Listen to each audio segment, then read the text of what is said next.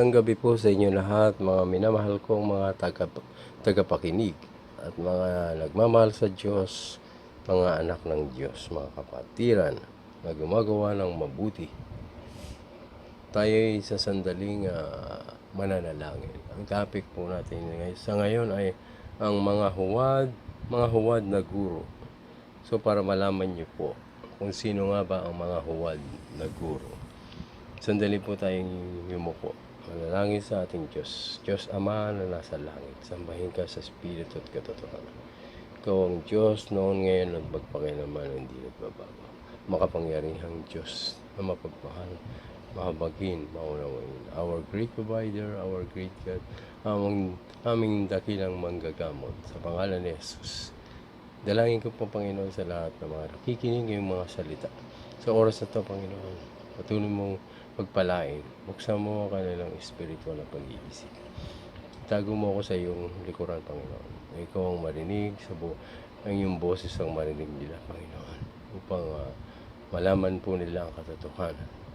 Upang malaman nila ang mga tamang turo na galing lamang sa iyo, Diyos. Diyos Ama na nasa langit, na may gawa ng langit at lupa. Ang hari ng mga hari. Siyang simula at ang wakas. O Panginoong Yesus. Salamat po, Ama, na sa langit, pagaligid mo ang mga taong may masamang karamdaman sa oras na ito. Palain mo, Diyos, ang araw na ito, lahat ng mga nakikinig ng mga salita. Salamat po, Ama, na sa langit, sa pagtugon mo sa aming Panginoon. Patawanan mo kami sa aming mga pagkakasalang magawa sa isip, salita at sa gawa. Salamat po, Ama, na sa langit, sa oras na ito. Lahat ng kapurihan, karangalan, puri pagsamba sa pangalan ni Jesus. Amen. So ito nga po ang ating topic. Mga huwad na guro.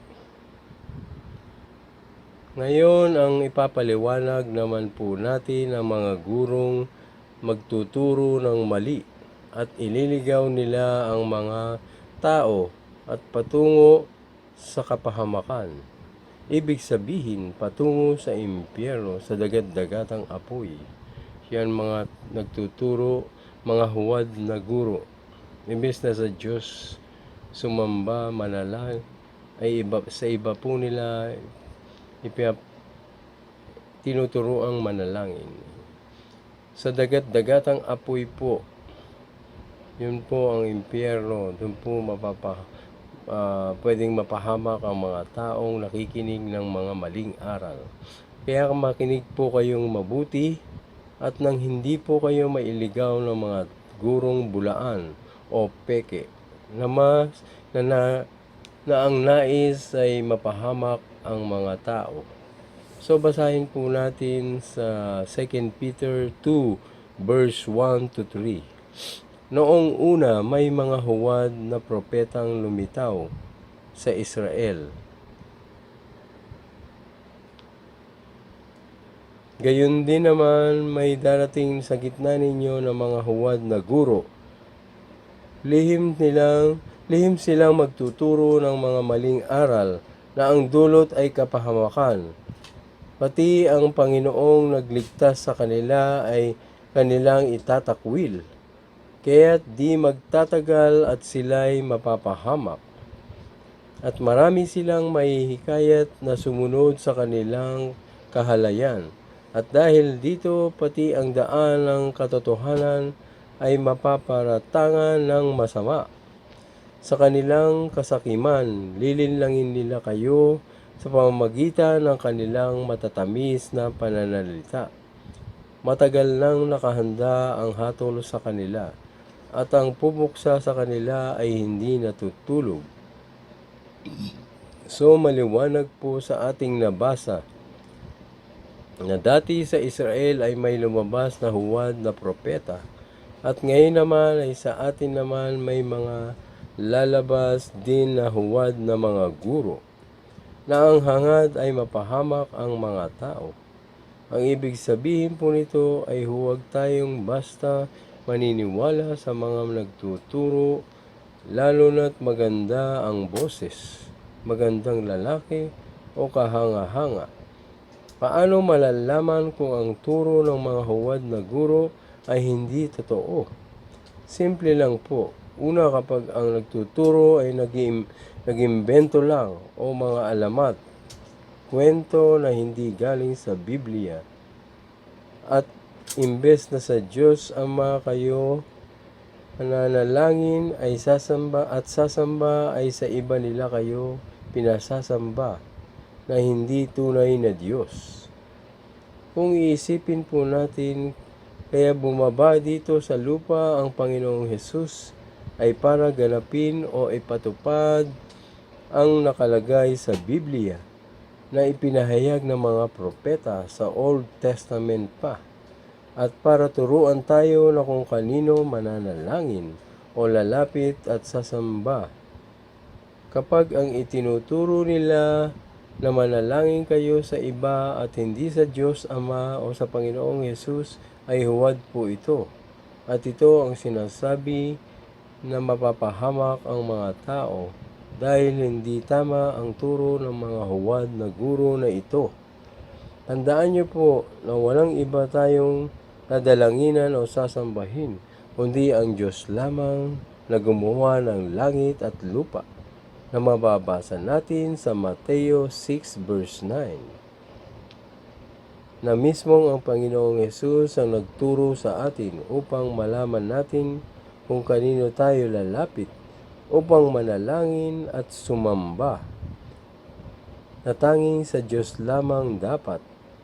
Dapat na itinuturo ng isang mangangaral ng Diyos ay kung paano maliligtas ang tao upang hindi mapahamak ang kanilang kaluluwa o ang ating kaluluwa. Ang mga gurong tinutukoy dito ng mga huwad ay mga kampo ng dyablo, na ang nais nila ay maisama ang mga tao sa dagat-dagatang apoy sa huling paghuhukom. So, iyon po ang kanilang destiny. Ang mga masamang espiritu o mga demonyo ay papunta sa dagat-dagatang apoy. Yung po ang kanilang parusa sa huling paghuhukom. So, ang payo ko po sa inyo, palaging makinig sa mga nangangaral tungkol sa Diyos Ama at sa Panginoong Hesus lamang.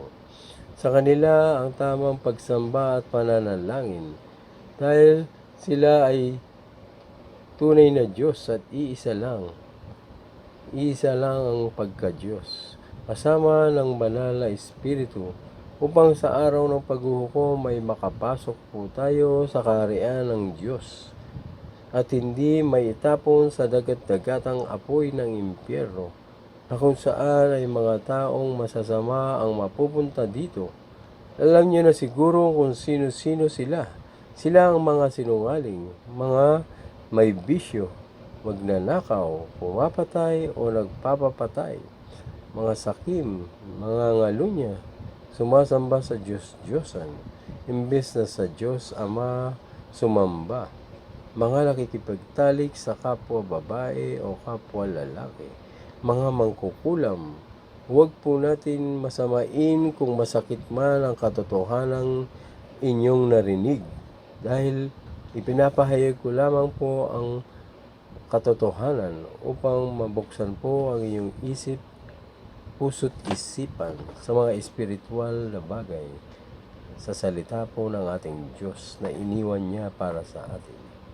Kailangan ipahayag po ito upang malaman ng mga tao kung ano ang katotohanan na galing po sa ating Diyos Ama, at nang hindi po tayo mapahamak o tayong lahat. So hanggang dito na lamang po ang aking ibinahagi. Naway may napulot po kayong aral, nabuksan po ang inyong spiritual na pag-iisip. Nalaman niyo po ang katotohanan ng salita po ng ating Diyos. So napakahalaga po ng salita ng Diyos ang Biblia, na dapat po lagi natin binabasa araw at gabi, nang sa gayon giginhawa po tayo at matatagumpay sa buhay. Dito rin po natin makikilala ang ating Diyos, ang ating mga kamalian, na tayo'y makasalanan pala. Salamat po at magandang gabi po sa inyo lahat. Pagpalain po kayo ng Diyos Ama, ng Anak at ng Banal na Espiritu. Amen. God bless po.